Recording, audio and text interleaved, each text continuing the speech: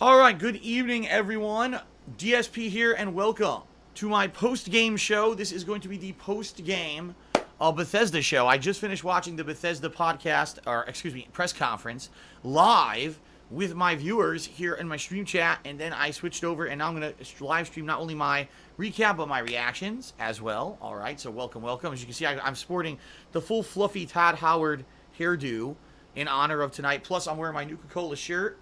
And if I get a little bit thirsty, I've always got my handy-dandy Nuka-Cola flask that I can take a shot from at any time. In fact, I'll get started here. I gotta get those Bethesda juices flowing whenever you start your coverage of a Bethesda podcast, right? Or a Bethesda press conference. I don't know why I keep calling it a podcast. First of all, a couple shout-outs here. Shout out to Captain of Salt, who did a 25-bit cheer, and Emperor Swaggins did a 50-bit cheer. And he says, please don't tell me you're going to play Fallout 76 single player. Alright. Let's not even jump the gun with that yet, because we're going to talk about that in this press conference. And also, Chairman Caleb cheered. He said, I actually think your hair looks nice like that. Well, thank you, Chairman Caleb. Let's get started. Let's get talking, because we got a lot to cover. All right. First of all, the press conference opened up with a montage of personal information about the employees of Bethesda, showing that they have studios all over the world. They have a wide variety of employees that like to have fun.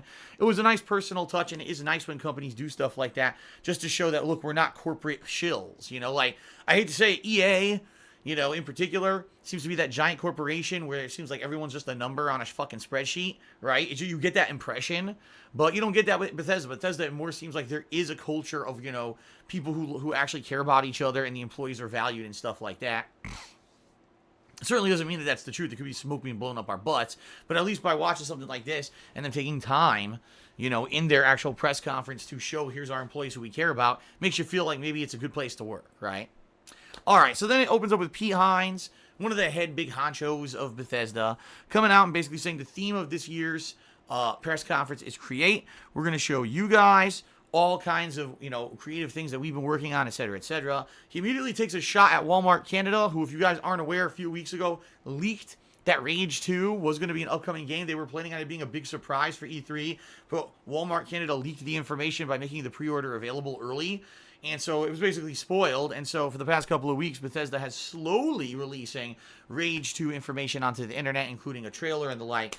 So they say, here's Rage 2, and Andrew WK, of all people, comes out. Now, how many people of you remember Andrew WK? If you remember Andrew WK, raise your hands right now on the stream so I can see how many of you remember who he is. All right, are you doing it? I can't see your hand. I don't know why you would have done that. But most people probably don't even remember who the hell the guy is. He was kind of a flash in the pan. Like, he wasn't like a super popular guy. I remember at one point he had it was a, let's get a party started, let's get a party going, party hard. And he would headbang, and he was supposed to be like a rocker or whatever. Apparently he's still alive. Because they brought him on stage with some band, and they basically played this song. It's like, get ready to die, you're gonna fucking die, man, get ready to die. Just like that. And it went on for a good 5 minutes, and it was hilarious because everyone in the crowd is basically kind of a nerdy type. Let's face it, the gaming media, pretty nerdy types, right? So they're all in the crowd like, man, all right, what is this? I've never seen anything like this. Are we supposed to react to this? What's going on? It was very weird. Every time they panned to the crowd, they all looked like they were going to whiz in their pants or something. But anyway, it was very awkward. I don't understand why they did a musical performance. Every time I say that they do these weird dancing or musical performances at E3, they're very out of place. Usually I say Bethesda knows what they're doing. I hate to say it. I don't think this was very in place. Even if Andrew WK did the soundtrack, okay, for Rage 2, I still think it was incredibly silly that they did this like this at the press conference. It just looked really weird, okay? Okay. I just spilled water all over myself. I'm not even kidding. I dribbled off at it got all over my fucking leg. Let's continue. I'm in the party hard mindset. Let's get a party going, party hard, Satan! Okay. Thank you, Weapon J, for a 50-bit share, and thank you, Ring Dude, for a 200-bit share, and thank you, Gibby Parts, for subscribing to the channel. Appreciate that. So once the song ended and the smoke cleared and everyone was like, what the fuck did we just watch? They finally had a couple people come out to talk about Rage. One guy was a tiny bald guy, and a ginormous long-haired guy. They look like the fucking Odd Couple. Like, it was people like Lurch from the Addams Family and like Uncle Fester standing next to each other. And they start talking about this game. The protagonist's name is Walker. He's a ranger, and he talks about how the world was destroyed by an asteroid when it hit the planet. And basically everyone mutated, everyone died, everything got fucked up. Alright, so it's post-apocalyptic. Think Mad Max. You could drive anything you find, so any vehicle you see out there, whether there's someone near it, you kill them, you can take it, you can steal it, you can drive anything that you see. It is open world roaming, which is awesome. The gameplay itself looks quite impressive. Like, for example, some of the things they showed happen, you throw a grenade, and the grenade explodes, okay, which forces the enemies to float. Then he pulled out this fucking thing that looks like the glaive, alright? Now, if you don't know what the glaive is, it's a fantasy thing from like the 1980s. He throws it, it hits the dude, goes around him like this, and rips his body apart into a million pieces. Then there's other things where he's like sticking people's bodies to the ceiling and blowing things apart. I mean, it looks pretty damned impressive, really. The gameplay looks visceral, fast-paced and fun, action-packed, and definitely looks really exciting, okay? So, for me, the gameplay looks like a highlight. Like, it looks like this game is a lot of fun to play. Now, is it a lot of fun to play for 5 minutes and then you get bored because it's repetitive? Or is it a lot of fun to play throughout? Will be something that remains to be seen. I remember with Rage 1, I really enjoyed the game the first 3 to 4 hours, and then it became very repetitive, and that's when people kind of fell out of love with the game, okay? Alright, so, the combat looks great. The graphics look good. And they said, coming out spring 2019, and that's it. No information on platforms. I'm intrigued about what platforms, because Rage 1 was a PC exclusive for a while, and then eventually, I believe they did port it. But, you know, Rage 1 being a PC exclusive at launch made it kind of a game that was kind of a little isolated, because the mainstream gamers wanted to play it, and they couldn't right away. So I'm curious to see if this will be cross-platform at launch. I would think it would be, but they didn't really say that. Spring 2019, hopefully we get more info on that. DSP's Real Talk Counter Cheer says you should grow out your hair like Andrew WK and headbang. Kate Cheers says the press conference was weird. And Austin Mink did 1,000-bit cheer says, I know Andrew WK. Come on, Phil. I'm 24 years old. Well, thank you for the cheer, and I guess I'm mistaken. And Weapon J did a 50-bit cheer. Thank you, Weapon J. So moving on. Elder Scrolls Legends, the mobile card game, which we all were waiting for information from. Bethesda does this every year. They try to plug all versions of all of their games. So Elder Scrolls Legends apparently is a mobile card game that came out last year. I had no idea it was even out. I remember last year, didn't they say there was a beta or something? I don't even know. So they're basically saying the game's been out for a year. They're going to relaunch an update with new visuals, and this game will all be available on all modern consoles by the end of 2018. Woo-hoo, woo-hoo. Okay, onwards to more real news. Shout out to David Big D for a 50-bit cheer. Appreciate that. Next, Elder Scrolls Online, another one that we all were lining up for news from at this press conference, right, guys? Oh, I gotta take a sip. I gotta take a sip so I can get through this press conference. Pure petrol in here. Elder Scrolls Online is coming out with a new expansion called Somerset, where you go to Somerset, wherever the fuck that is. Also coming out, there's going to be both Wolf Hunter and Murkmire DLCs where you explore the land of werewolves and the land of some fucking swamp or something. I don't know. I don't play Elder Scrolls Online, so I don't know what the hell they're talking about, and honestly, I don't care. They've been talking about Elder Scrolls Online for the past 4 to 5 freaking years at E3, and I'm just like, can you please not talk about this game? They seriously still think that people are crazy for this game, when in reality, it's probably the same group of players every fucking year. So, I don't know. For me, I just don't give a shit. Thank you, Judge Drew, for a cheer. I am doing well, Judge Drew. Okay, continuing on. I'm trying to go fast here, because there's so much to talk about. Like I said, 5-page of notes. I've already talked for, 8 minutes? And I'm only through 1 page. So I'm trying to get through here in a reasonable amount of time.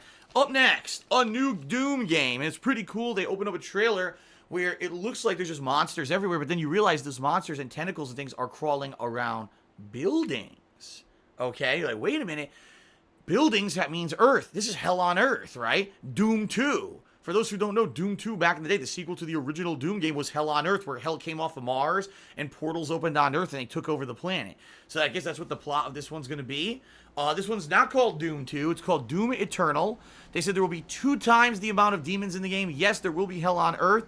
And that's it. They didn't give any information about when it's being released, and everyone said, well, fudge nuts. We really would have liked to know, but that was it. However, they did say that they will be debuting information about this game at QuakeCon, which is their annual convention that they do in August. So in August, we should have more information on Doom Eternal. Very nice.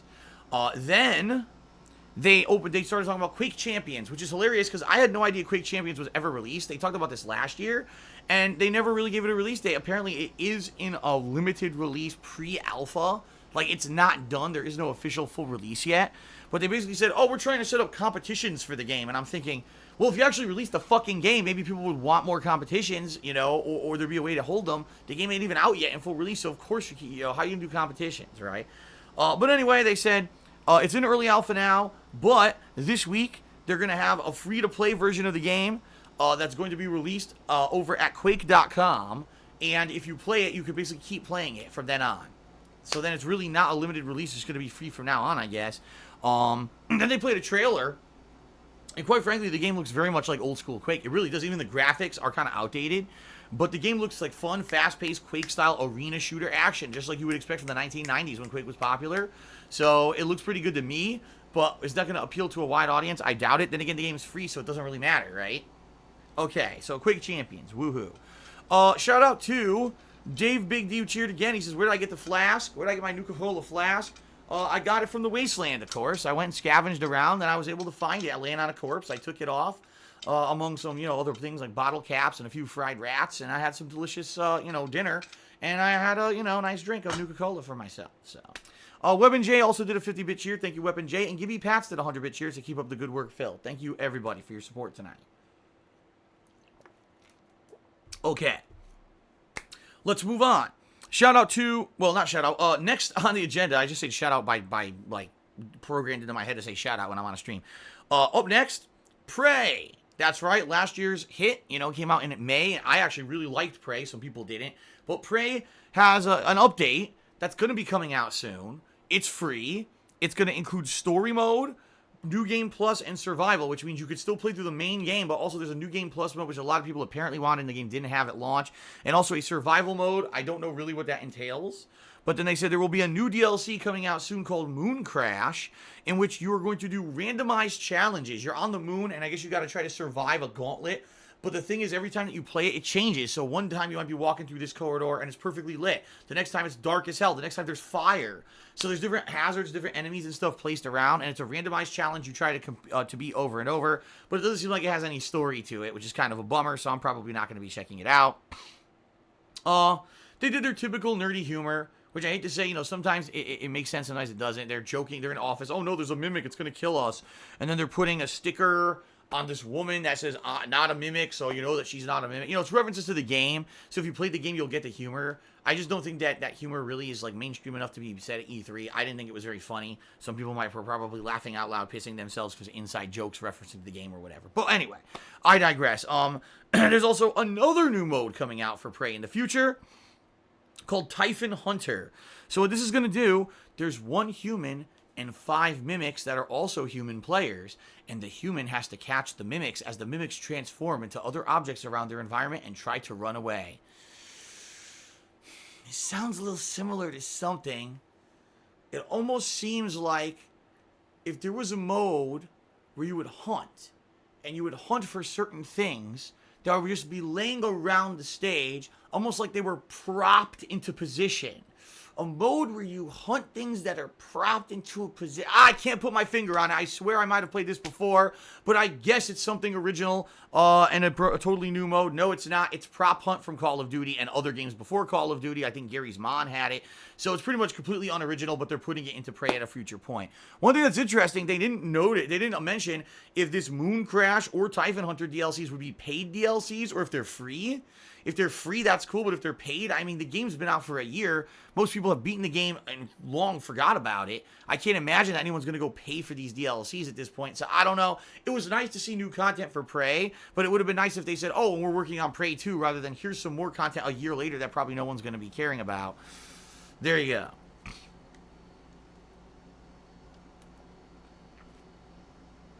Okay. Up next, Wolfenstein 2. First of all, they announced it's going to be on the Switch. Wolfenstein 2, the new Colossus, will be on the Nintendo Switch on June 29th. So the end of this month coming up. Okay, so Switch owners, good news for you, especially if you've been playing the Bethesda games on your Switches and you wanted a new one. This one's really good, and it comes out later this month. Then they announced a new Wolfenstein game. It's going to be called Wolfenstein Young Blood Why is it called that? Because it's going to star the twin daughters of B.J. Blazkowicz in the 1980s, so they're grown up, and they're living on with the whole fight, meaning I guess B.J. never beat the Nazis, and they're still fighting the good fight against the Nazis, and so these girls are going to be striking out against them in the 1980s. However, the game for the very first time ever is going to feature cooperative play, where you can play with a partner who controls the other sister, so that's pretty cool. Cooperative play in a Wolfenstein environment, and that's coming out sometime in 2019, but we have no idea when. Which is kind of the theme here. A lot of these games that they announced didn't necessarily have solid release dates, which kind of is a little bit annoying, because obviously what you want is you want information. You want to know, when am I going to play this hot new game from Bethesda? And sadly, we just didn't get a lot of that tonight. We got a lot of information about the new games, but not a lot about when they're actually being released besides vague windows, all right? So there you go. The new Wolfenstein game called Youngblood. And then they said, you know, we've been doing a lot with VR recently. In the last year, we opened up both Skyrim and Fallout 4 to VR, plus we had a Doom game in VR. We're going to be doing some more stuff in VR. That Prey Typhon Hunter DLC we mentioned will be in VR. There'll also be a brand new one that's going to feature the TranStar employees on the space stations, kind of as the outbreak of these alien things are taking over the base. You'll be one of the employees, and that's another new VR experience that'll be coming out soon. And also, there'll be a new Wolfenstein game called Wolfenstein Cyberpilot, where you're going to be a hacker in a hacker in, I think, Germany, I think he said, or something like that.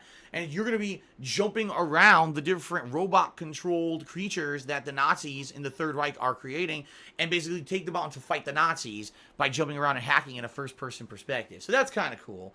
I mean, me personally, as you guys know, I don't care about VR anymore. Like, I bought the PSVR, played it for a few months.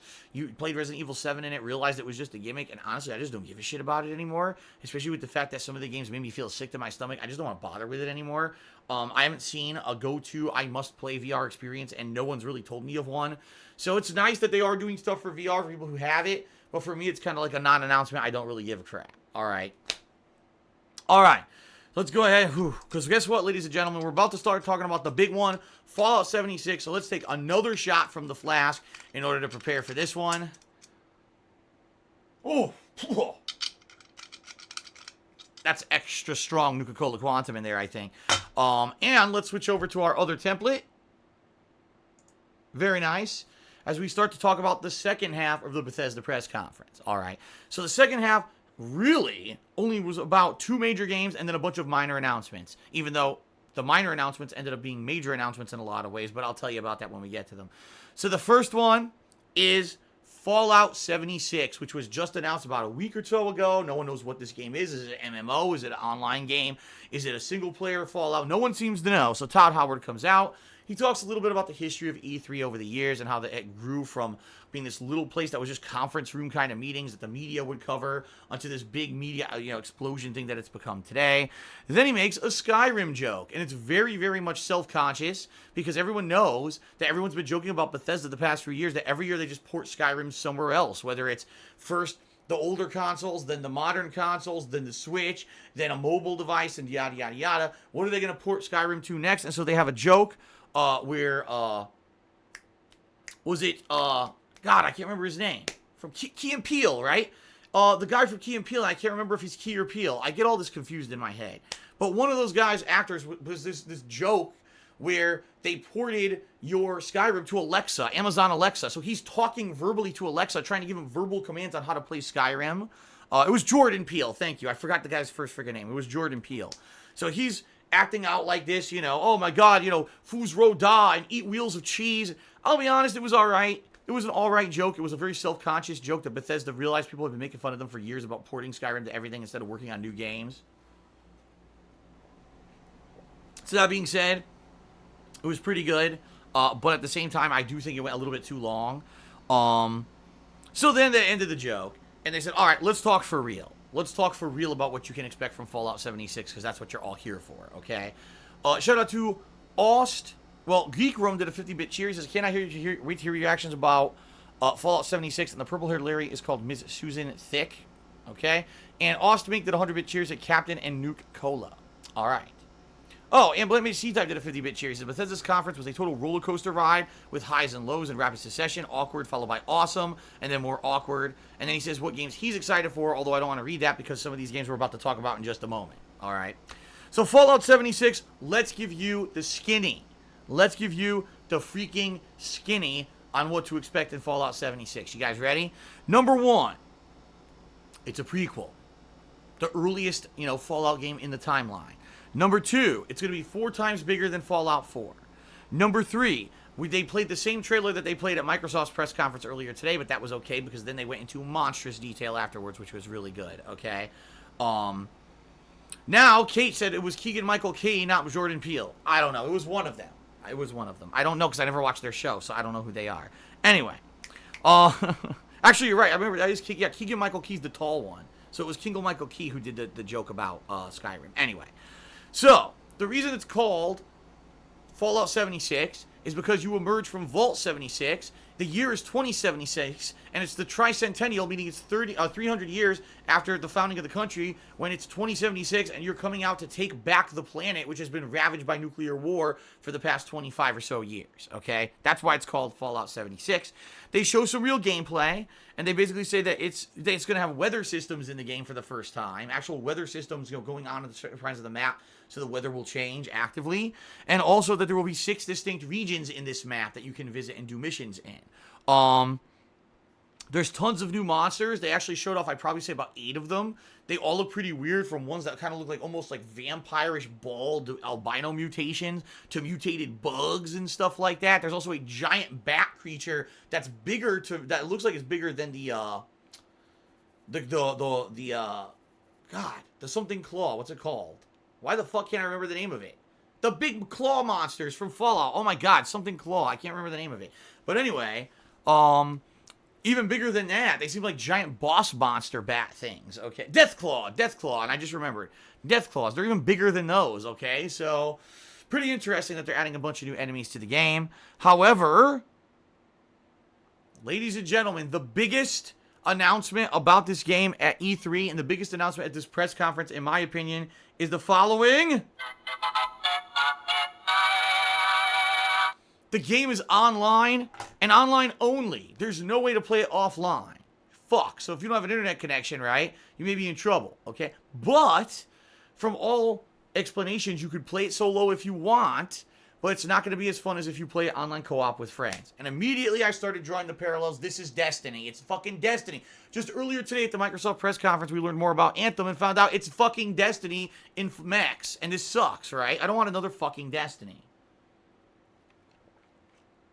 So, is it Destiny? Well, let's go ahead and let's talk a little bit, because he explained a lot about it. He says, you can play the game solo, but he likes to call it softcore survival.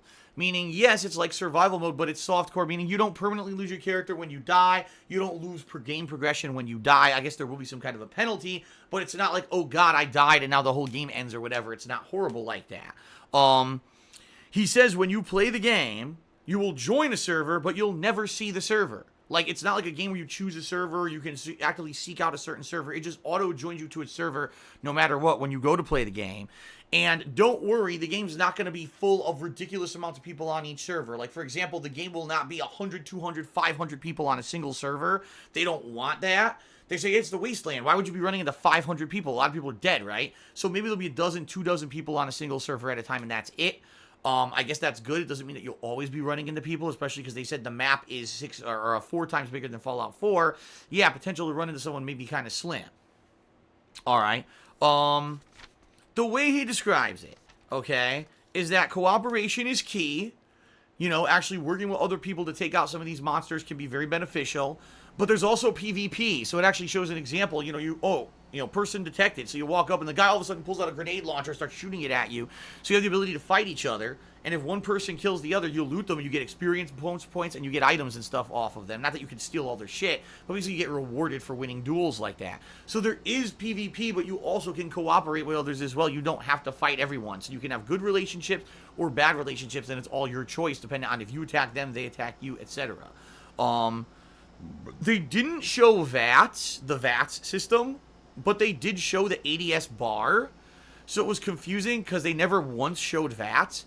And I'm thinking, if it's live co-op with people, how could you slow-mo or freeze the game to take VAT shots? You can't. So maybe there is no VATS, but at the same time, the ADS action points bar is now different. You know what I mean? Like, I don't know. It just seemed really confusing, and there wasn't a lot of elaboration about the gunplay of the game in a multiplayer setting or how that would be affected. So, admittedly, I was a little confused by the end of the press conference exactly how this game is going to play. And honestly, I don't think I was the only one. I think a lot of people got pretty confused, okay? Hold on. A couple more shout-outs. Plague Wielder cheered and said they didn't show anything from Tango Gameworks, so I hope they're okay. Hoodrich cheered 100 bits and says, what do you think about Vault 76 having the room that was labeled fried chicken and watermelon storage? I didn't see that, so I don't know what you're talking about. I don't know if you're trying to make a joke or not. And Geek Room cheered and said, I think that flying monster was supposed to be the Mothman since it's based in Virginia. That is right, because ladies and gentlemen, they did mention that a lot of the creatures in Fallout 76, very pertinent, Geek Room, good observation there. They did mention that a lot of the enemies in Fallout 76 will be based off local lore. And there is the Mothman lore is like an urban legend in Virginia, which is the game is based in West Virginia. And I'm sure there's like they showed mutated frogs. I'm sure the local wildlife of West Virginia will also play a role in this game. So that's kind of cool. I guess we'll see exactly, you know, how this stuff factors in. All right. All right, so continuing on, it seems like there will be cooperative fights against big bosses, because actually one of the things that they announced is you can build wherever you want. Crafting is a part of the game, again, just like it was in Fallout 4. They actually showed a little portable crafting unit. So they showed them building this big base, right? Then they announced, hey, you can move your base wherever you want. At any time, you could lift it up and move it somewhere else and put it down if you find a better location. But you always have to be defending your base. And then they show, you know, mutants are attacking the base. And then they show one of these giant bat creatures attacks the base. And the whole team of, 4 cooperative players have to run out and fight this thing and, grind down its health to take it out so it doesn't destroy the whole base. So it seems like cooperative gameplay, building of a base, stuff like that is all going to be an integral part of the game. Which, again, up to now, it's always been used solo. So interesting, you can do all this stuff co-op now. Also, now this is huge. The first time ever you can actively do this in Fallout, ladies and gentlemen, you can find nukes, actual nuclear missiles, on the map, all right? And when you find a nuclear missile, you have to find the codes to launch that missile, which could be random enemy drops or quest rewards. And once you get the codes, you can either decide to just hide that nuke, or you can actually use it to launch against your enemy. So if you have an enemy camp way out there you found, and they killed you a bunch of times, you're pissed, you could launch a nuke and fucking do an airstrike on them. I think I like that, but at the same time, this could obviously lend to tons of trolling where people just nuke the fuck out of each other for no reason. So I don't know how it's really going to factor into the game, okay? They also never mentioned at all if these are regenerating nukes or it's just one time only in your playthrough and then the nuke is gone. Very odd and very weird, but at the same time, because it was like an interesting concept, right? Then they said 100% dedicated servers. This is not some, shared connection nonsense. This is going to be dedicated servers. Bethesda's putting a lot of time, effort, and money into this game. They want it to be working for a long time, and therefore they are going to work and put the money into the dedicated servers to make it work. And they also said there will be a beta, although they did not mention when the beta starts or any more massive details about it. I'm not sure. Some people said check out the Bethesda website, but by the time you tried to check it after the press conference, the whole website was fucking crashed and running like shit. So I have no idea. But they will have a beta for it, apparently. Okay. And then they announced the Collector's Edition for the game. So the Collector's Edition will include a full-size glow-in-the-dark map, little plastic figurines that you could put on the map, as well as a full-sized functioning power armor helmet, including having a voice changer and a working headlamp. Great, but for me, I'm thinking, number one, that's probably going to be really expensive. I'm thinking $200 or more if you're going to have a helmet in it, right? Number two, they didn't announce. They didn't say the cost. They didn't say, if you could pre-order, nothing. They didn't announce really anything in regards to that. Maybe they were embarrassed. Maybe it cost so much they were embarrassed at how much it costs or something, okay? But anyway, there you go, okay? So, in summary, Fallout 76, the biggest Fallout ever. It's co-op with up to 3 other people, so 4-player co-op. Although you can play it solo, it probably sounds like it's going to be a lot harder solo. There's both PvP and cooperative play, depending on what you'd like to do. There's settlement building. There's missions for the story that you can complete, or you could just openly explore the world yourself. There's going to be tons of new enemies. West Virginia is the location, and there's going to be nukes, and there's basically a ton of new shit, all right? The one thing that I really would have liked to ask Todd, Todd, is this really going to be like an open world MMO where it has no ending? It's just endless quest generation? Or is this a definitive game like other Fallouts where you can actually reach the ending and have a story ending with your pals, and maybe the game's 20 to 30 hours long cooperatively, and that's great? Or is this just an endless game like an MMO? And they didn't really answer that question in this press conference whatsoever. They really didn't give any information on that. So it left me kind of confused by the end of the conference. What exactly kind of game at the end of the day is Fallout 76 going to be, okay? But they did announce the release date. Ladies and gentlemen, Fallout 76 is out right now. No, I'm kidding. No. Fallout 76, mark your calendars, November 14th, 2018. So they actually did it again. Remember they did this with Fallout 4 a few years back, where not only did they announce it, then they said, oh, it's coming out this fall. The same thing. Fallout 76, which they just announced like last week, is coming out in November again. This is the second time they've done this with Fallout, okay?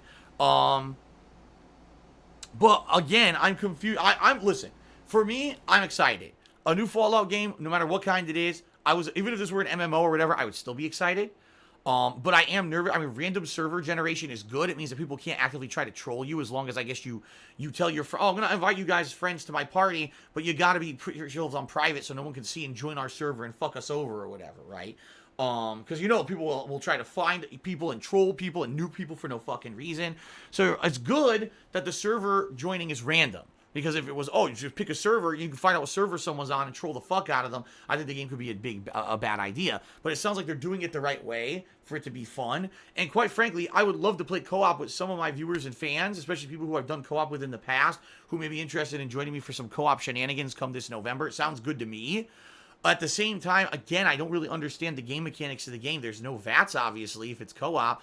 And again, is it just an endless... Is it Destiny, where there's a predetermined story, you finish it, and then there's endless repetitive quests forever? Or does it have a definitive story with a good ending like Fallout 4? I don't know. It's not clear, and they didn't really explain that at E3.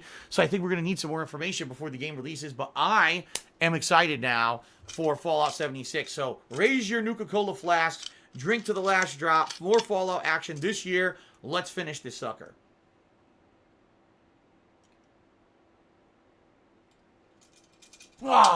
There we go.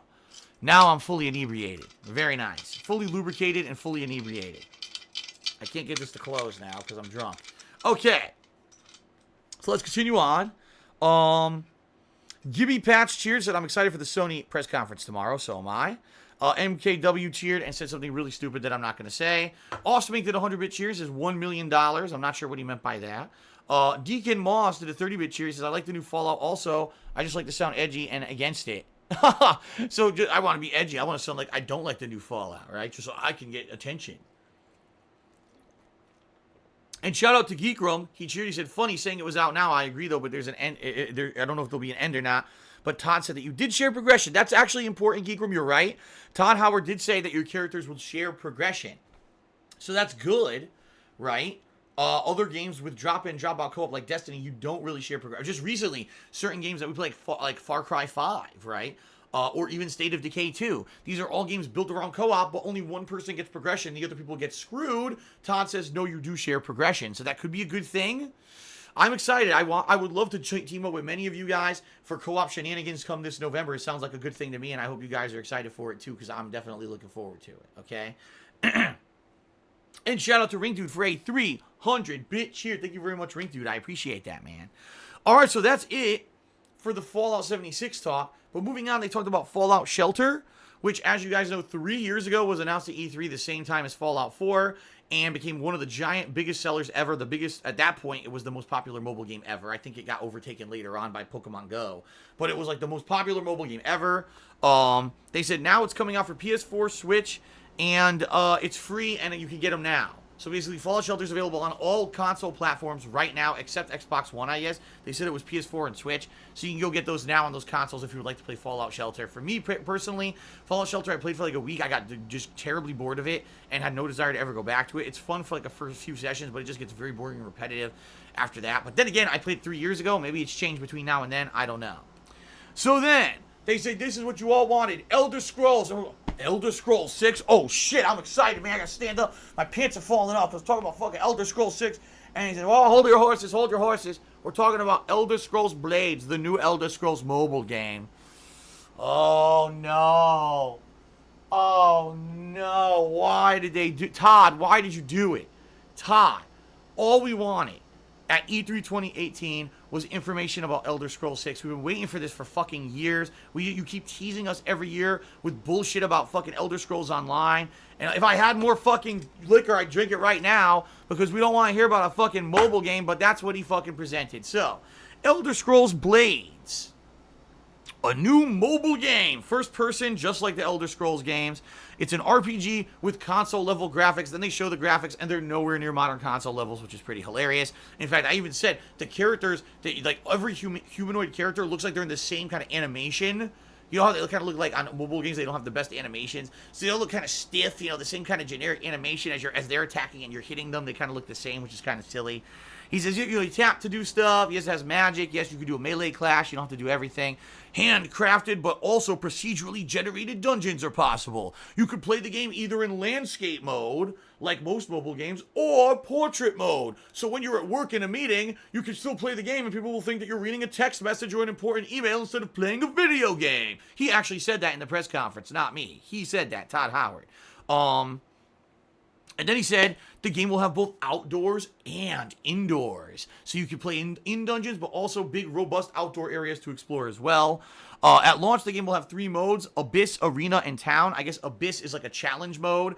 Arena is PvP, and Town is the single-player experience with a story and questing and elements and stuff like that. And he even said you could be able to go to other people's towns who you know if they're your friends and investigate with their towns and stuff. He then said this game will be literally on every single platform. All right, in VR. So it's going to be on consoles, it's going to be on mobile, it's going to be on every form of VR, from your cell phone VR to the fucking Oculus Rift that costs you $5,000 to play on your high-end PC. You can play this in every kind of VR, and all platforms will cross over. You could be at work, pretending to work, and instead playing Elder Scrolls Blades on your phone. You could be playing against someone on the other side of the planet, completely nude at home, from completely naked, covered in dripping Crisco fat, in their home, wearing an Oculus Rift, playing in VR, and you would never know the difference because you're both playing this game in cross-platform. And that really disturbs me. Now I don't know if I want to play Elder Scrolls Blades because I don't want to think about playing against giant, like, naked, hairy, fat dudes across the other side of the world. Okay.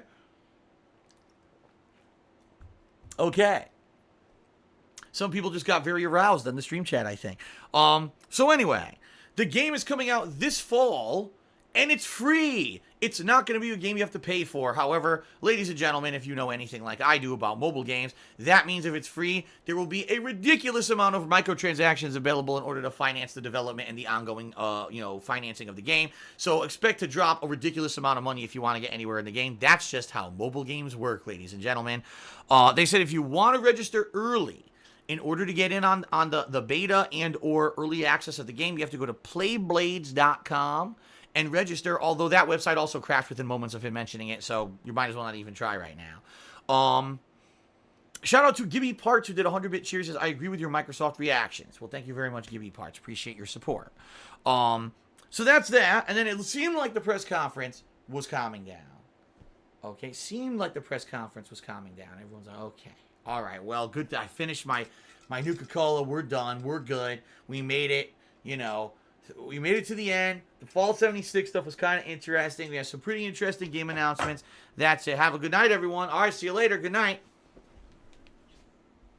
But wait, there's another game. Wait, what? There's another game. So everyone jumps back to their seats to find out he's going to talk about a brand new IP. A brand new IP from Bethesda. Never before seen. And it's called Starfield. He says it's the first new IP Bethesda's put out in 25 years, and it shows the planet Earth with the sun coming around the side, the back. So there's a big, like solar fire kind of effect on screen, and then it shows this like satellite thing that looks like a starfish, and then there's like a light that shines, and it's a Starfield, and then it's over. And he's like, well, that's the new IP. All right, everyone. Have a good night. And everyone's like, okay, well, that was cool. At least we know there's a new IP coming. That was awesome. All right, great. Good press conference. Oh, wait, there's one more game to announce. Oh, shit. So everyone jumps back down one more time just to find out there's one more thing, all right, to talk about. The one that everyone wanted to hear about. The one that, honestly, I would have liked more information about. But just to know that it's in development, finally, I think we can all nod in approval and say, all right, at least good job, we know. At least we, yes, gentlemen, yes, ladies, we know now. We can all approve. We can all nod in silent approval at what we learned. Ladies and gentlemen, the Elder Scrolls 6 is now in development, and all it shows is a camera swooping across mountaintops. It plays the generic Elder Scrolls theme. It says the Elder Scrolls 6. Then it fades out, and Todd Howard says, "All right, good night, everyone." And everyone got up like this, and they started walking away. And then Todd Howard says, "But wait, there's one thing." And everyone jumped back, and he's like, "Gotcha. That's really the end of the press conference, and that was it." All right. So, the Bethesda press conference had a lot of highs and lows. All right. I would say for me personally, the highs, Rage 2's combat actually looks really entertaining. But so did Rage 1's combat until the game came out, and it ended up being really repetitive and more of a grind than anything else, and it ended up becoming more generic near the end. So I don't know, honestly, if Rage 2 is going to be as good as it looks initially, but I have hopes for it in the spring. Doom Eternal is obviously a great announcement. I cannot wait for a sequel to the more modern Doom. The last one in 2016 was amazing. Wolfenstein 2 getting a sequel, that's a high, and I can't wait for that to come out sometime next year. We just don't know when yet. And Fallout 76 not only being the first Fallout game ever with kind of online cooperative gameplay, but also it's obviously going to tweak the engine, mix things up a little bit. And the fact that it's coming out this year on November 14th is all like, wow, that's amazing. That's a really great, big, heavy-hitting announcement.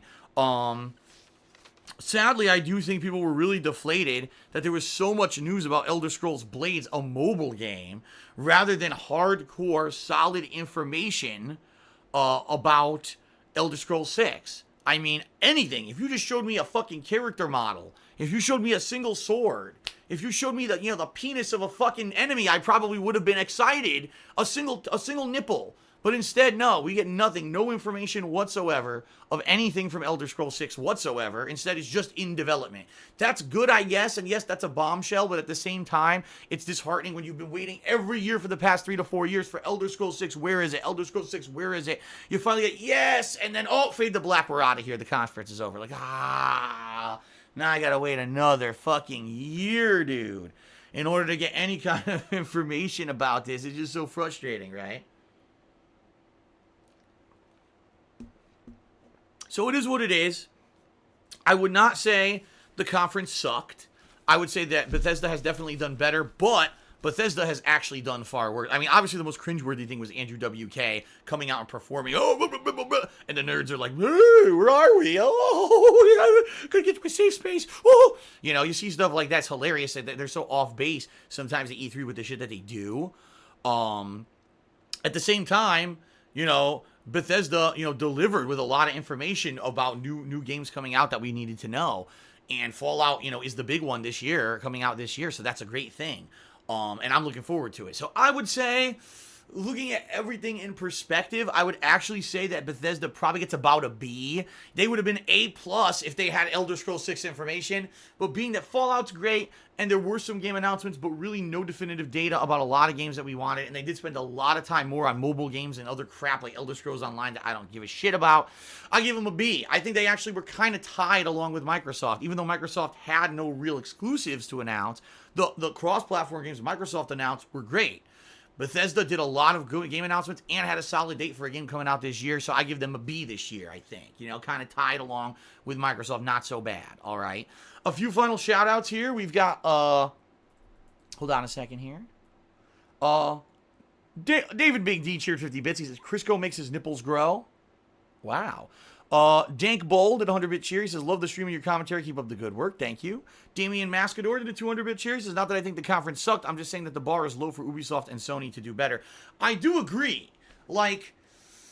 Definitely Ubisoft has done better. Not Ubisoft, excuse me. Bethesda has done better in the past. And this does leave the door open for either Square Enix or Ubisoft or Sony. If they can get a few real big announcements and great solid info in there of good new games, they could definitely be the big conference of E3. Neither Microsoft, nor Bethesda, nor even yesterday EA, no one knocked it out of the park yet. So it's still anyone's game in my opinion, okay? Rink Dude did a 500-bit cheer. He says, great reaction, Phil, and I can't wait for Sony's conference tomorrow. Thank you very much, Rink Dude, for the support. WJR did a 25-bit cheer. He says that Praise Update, which is the update that's going to add, I guess, New Game Plus and the Survivor mode, as well as the Moon Crash DLC will be out tonight and are both free. The other Prey DLCs, they didn't say. Okay, so there's some clarification. Thank you, WJR. Seems like some of the DLC for Prey is free, some may not be. I guess we'll find out more information moving forward. And I Made Breakfast did a 50-bit cheer and said Fallout 76 Royale. Well, at least that's something they didn't announce. It's not fucking Battle Royale, thank God. But it's definitely a new twist on it, right? Geek Room did a 50-bit cheer. He says, no, many of the amount of reports or remakes Nintendo makes, the Nintendo fanboys will say it's the best conference. That's undoubted. No matter what, they'll say Nintendo took E3. They said it last year, and I fucking laughed hysterically and pissed myself. All right. Ladies and gentlemen, that's it for the Bethesda press conference. I hope you enjoyed my recap and reactions.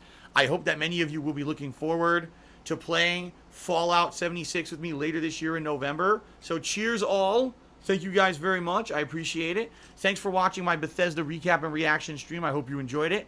Have a good evening, and I will see you for the further press conferences. 3 more big ones coming on Monday that I'll also be talking about here live on stream and also on demand on my YouTube channel, DSPGaming. So, for Bethesda, signing off, ladies and gentlemen, I'm Darkside Phil. Thanks for watching my Bethesda recap and reactions. Have a good evening, and I'll see you later. Peace out. And by the way, always drink in moderation. Remember that. All right, guys. Have a good night.